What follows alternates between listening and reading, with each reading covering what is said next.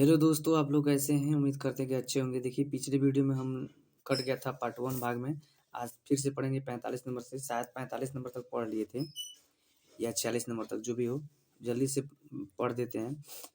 सब हम ही बनाते वक्त वीडियो बनाए थे, कट गया था। चलिए देखते हैं पार्ट 2 में।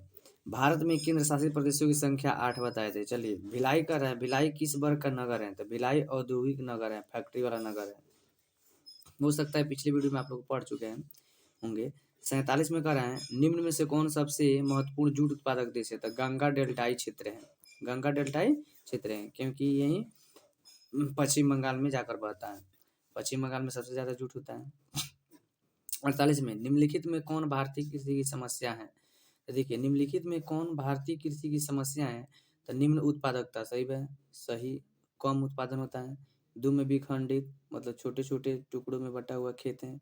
बड़े से जुताई नहीं होता है। टेक्नोलॉजी का प्रयोग नहीं होता है। अनियमित मानसून, मतलब कभी बारिश होता है कभी नहीं होता है। उपरोक्त सभी, इसलिए इसका उपरोक्त सभी आंसर लगाए हैं। चलिए 49 नंबर, नीलगिरी पहाड़ियाँ कहाँ स्थित है? तो नीलगिरी पहाड़ियाँ सबसे दक्षिण भारत में तमिलनाडु में स्थित है। कहाँ है? तमिलनाडु में। 50 नंबर क्वेश्चन पढ़ते हैं। निम्नलिखित राज्यों में कौन कपास उत्पादक नहीं है? आंध्र प्रदेश, महाराष्ट्र, हरियाणा, छत्तीसगढ़। तो छत्तीसगढ़ नहीं है।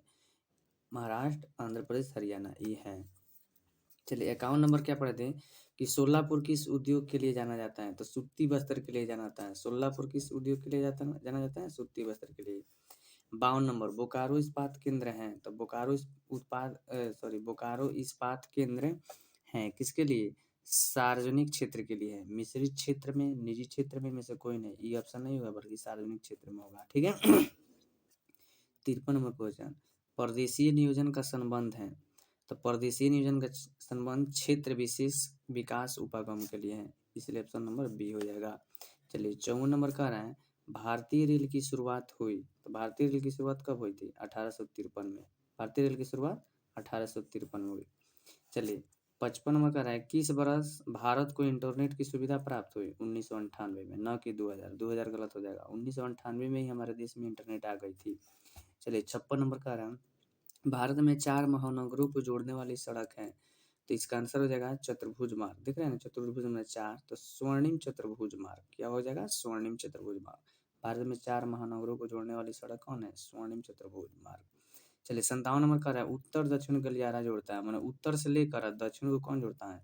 श्रीनगर से कन्याकुमारी। श्रीनगर, उत्तर में श्रीनगर है। श्रीनगर मतलब क्या है? जम्मू कश्मीर। और कन्याकुमारी मतलब सबसे भारत का दक्षिणी भाग। तो श्रीनगर से कन्याकुमारी, यही मेरा आंसर हो जाएगा। चलिए 58 नंबर क्वेश्चन देखते हैं। 58 नंबर क्वेश्चन कह रहा है कि वर्ष 2010 से 11 में निम्नलिखित में से कौन भारत का सबसे बड़ा व्यापारिक भागीदार है? ठीक है। ऑप्शन नंबर देखिए, ए में कह रहा है यूनाइटेड अरब अमीरात। ठीक है। और बी नंबर में कह रहा है संयुक्त राज्य अमेरिका। सी नंबर में कह रहा है चीन। और डी नंबर में कह रहा है जर्मनी। तो इसका आंसर न यूनाइटेड अरब अमीरात होगा, न चीन होगा, न संयुक्त राज्य अमेरिका होगा, बल्कि इसका आंसर क्या होगा? जर्मनी होगा। इसका आंसर क्या होगा? जर्मनी होगा। चलिए 59 नंबर क्वेश्चन देखते हैं। 59 नंबर क्वेश्चन कह रहा है कि ध्वनि प्रदूषण का मापन होता है ओम मीटर में। वाह, ओम मीटर में तो प्रतिरोध होता है। एम्पियर में धारा हो जाता है। बैकरल में नहीं, डेसिबल में नहीं। तो इसका आंसर क्या होगा? इसका आंसर हो जाएगा डेसिबल। ध्वनि को किसमें मापा जाता है? डेसिबल में। चलिए इसका 60 नंबर देखते हैं। औद्योगिकरण से कौन सा प्रदूषण होता है? जल प्रदूषण, वायु प्रदूषण, ध्वनि प्रदूषण, इनमें से सभी। ये तो बुर्बक को आदमी बता देगा। 60 नंबर, औद्योगिकरण, फैक्ट्री लगाने से क्या होगा जी? जल प्रदूषण, ध्वनि प्रदूषण, वायु प्रदूषण, इनमें से सभी हो जाएगा। इनमें से क्या हो जाएगा? सभी हो जाएगा।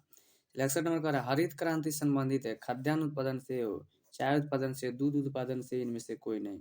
तो हरित हरित क्रांति कर रहे हैं। हरित क्रांति किस उत्पादन है? तो हरित मन हरा, खाद्यान्न मन खाने वाले लोग, भोजन। इसलिए इसका आंसर हो जाएगा ए नंबर, खाद्यान्न उत्पादन से। ठीक है। चलिए 62 नंबर कह रहे हैं, सरदार सरोवर परियोजना किस नदी पर है? नर्मदा नदी पर, गंगा नदी पर, कोसी नदी पर, दामोदर नदी पर। तो इसका आंसर क्या हो जाएगा? तो 62 का आंसर आप लोग बताएंगे। 62 का आंसर हो जाएगा नर्मदा नदी पर। किसका हो जाएगा? नर्मदा नदी पर। नर्मदा नदी पर सरदार सरोवर बांध, गांधी वाला, है जवाहर सरोवर बांध, ये सभी किस पर है? नर्मदा नदी। चलिए तीसरा नंबर कर रहा है हीराकुंड बांध किस नदी पर है? हीराकुंड बांध, हीरा सबसे महान होता है इसलिए महानदी। हीरा क्या होता है? महान होता है तो इसलिए महानदी। ट्रिक बता दीजिए याद करने का, ऐसा कुछ बात नहीं है। अब बात है ये है हीरा महान नहीं होता है। निम्नलिखित 64 नंबर क्वेश्चन, निम्नलिखित में कौन सबसे छोटी है? नर्मदा बेसिन, गोदावरी बेसिन, माही बेसिन, तापी बेसिन। तो 64 नंबर का आंसर आप लोग बताएंगे सबसे छोटा कौन है? तो सबसे छोटा कौन है? माही बेसिन। यही माही बेसिन राजस्थान के मरुस्थलीय क्षेत्र में क्या हो जाता है? लुप्त हो जाती है, तो इसे लुप्त नदी भी कहा जाता है या गुम हो जाने वाली नदी। क्वेश्चन पूछता है कि कौन ऐसी नदी है जो राजस्थान के मरुस्थल क्षेत्र में गुम हो जाती है?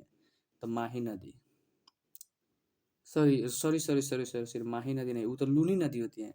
राजस्थान के मरुस्थलीय क्षेत्र में विलीन होने वाली नदी लूनी नदी होती है। कौन नदी?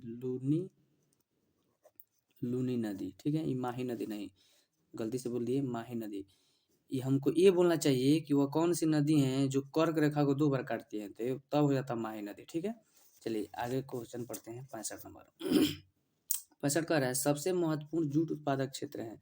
वाह, क्वेश्चन फिर दोबारा आ गया क्या? Ganga delta, Krishna delta, Godavari delta, इनमें से कोई नहीं। अभी बताए हैं, जल्दी से बता दीजिए। इसका आंसर हो जाएगा गंगा डेल्टा, ठीक है।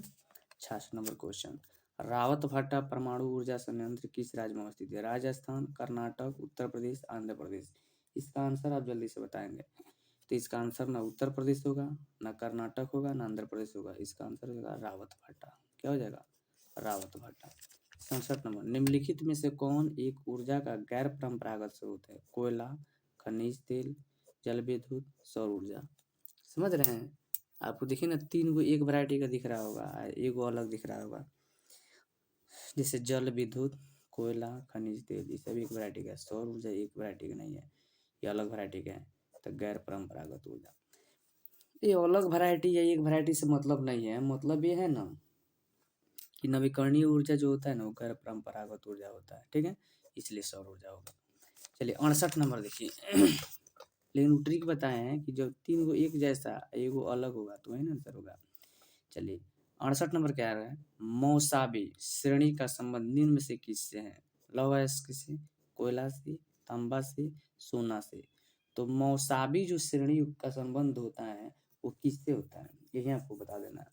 तो इसका ना आंसर तांबा होगा, न कोयला होगा, न सोना होगा। मौसाबी श्रेणी का संबंध लौह अयस्क लोहा से होता है, लोहा से, ठीक है। 69 नंबर क्वेश्चन, सिंगरौली किस चीज के लिए प्रसिद्ध है? समझ रहे क्या कर रहा है? सिंगरौली किस चीज के लिए प्रसिद्ध है? कोयला के लिए, लोहा के लिए, तांबा के लिए, हीरा के लिए। तो सिंगरौली किस चीज के लिए उपयोग होता है? कोयला के लिए कि लोहा के लिए कि तांबा के लिए कि हीरा के लिए? तो इसका आंसर आप बताएंगे क्या होगा? तो देखिए जो सिंगरौली होता है ना वो कोयला के लिए प्रसिद्ध होता है। किसके लिए होता है? कोयला के लिए, ना कि लोहा के लिए, ना कि तांबा के लिए, ना हीरा के लिए। तो सिंगरौली किसका हो जाएगा? कोयला के लिए। अब देखिए 70 नंबर का आ रहा है कि तारापुर नाभिकीय ऊर्जा केंद्र कहाँ है? उत्तर प्रदेश में, महाराष्ट्र में, कर्नाटक में कि गुजरात में? तो ना इसका आंसर उत्तर प्रदेश होगा, ना कर्नाटक होगा, ना गुजरात होगा, बल्कि तारापुर जो नाभिकीय है ना ये महाराष्ट्र में होगा। तो हमने भाग 1 में शायद 45-46 तक बनाए थे और भाग 2 में 70 तक क्वेश्चन हमने यहाँ पर बनाया। मतलब मॉडल सेट का सेट नंबर 1 हमने कंप्लीट किया और उम्मीद करते हैं कि आप लोगों को यह बहुत अच्छा सेशन लगा होगा और ये VVI सब क्वेश्चन है। इसी तरह हम फिर अगली वीडियो में मिलेंगे, तब तक इसी को रिवीजन करेंगे और इस वीडियो को अधिक से अधिक शेयर करेंगे और इसी तरह की वीडियो देखने के लिए आप इस चैनल को सब्सक्राइब करेंगे, ठीक है। फिर मिलते हैं अगले वीडियो में, ठीक है। तब तक के लिए जय हिंद।